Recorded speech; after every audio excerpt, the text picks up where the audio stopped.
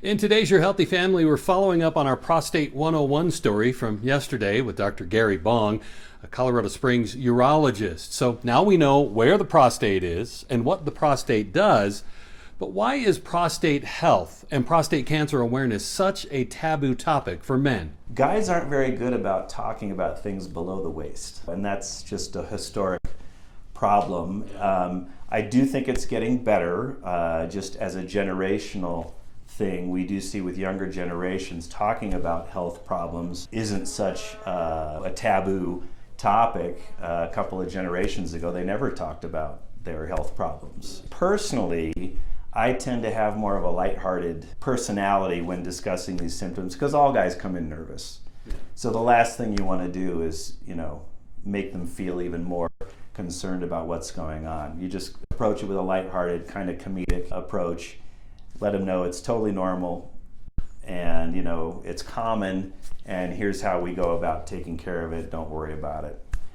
It just opens up the floodgates in terms of talking about it. The recent changes to screening guidelines we told you about last week to a more hands or fingers off approach to prostate cancer screening will also hopefully encourage more men to get checked and be aware of their prostate health. I think the safest way for guys to proceed is to have a PSA, which is a simple blood test that you can do once a year, just to establish a baseline, especially if there's a family history.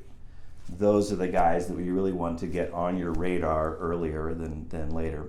That way, in the future, if anything changes with the PSA and it starts to show a pattern that's increasing consistent with cancer, then you're on top of it right away. The best study that we have looking at prostate cancer screening comes out of Europe. And it involved, I think, at least 8 different countries. It had over 180,000 men. So it was a very wide, very large study. And for their study, they only checked a PSA once every 2 years, and they only performed a digital rectal exam every 4 years. And they did show a benefit to screening. So the digital rectal exam typically does not have to be done on a routine basis. Back in the pre-1980s, when we did not have PSA and the old finger exam was all we had, a third of those gentlemen that we took to the operating room for surgery already had metastatic disease. So personally, my opinion is that the rectal exam was a little bit too late of a screening test. The vast majority of guys who get diagnosed based on elevated PSA have a normal rectal exam. The urinary symptoms of BPH and prostatitis we covered in our last story are not usually signs of prostate cancer, but Dr. Bong says should still be checked out and treated. Vast majority of the time, prostate cancer does not cause urinary symptoms.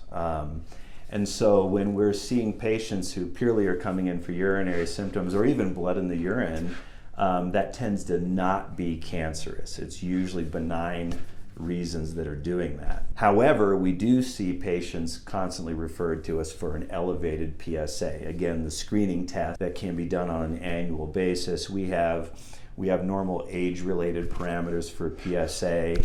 But even if patients fall out of those parameters, as long as that stays stable, you can watch that for a long time. We're really nowadays looking for the upward trend of PSA.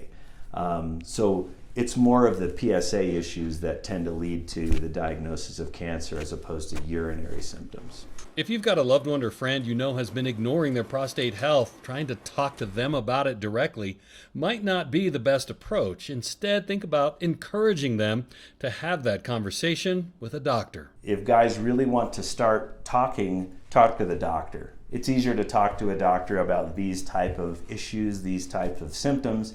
And then as you have that conversation over a period of time, it's easier to talk to your friends and your wife or your sons.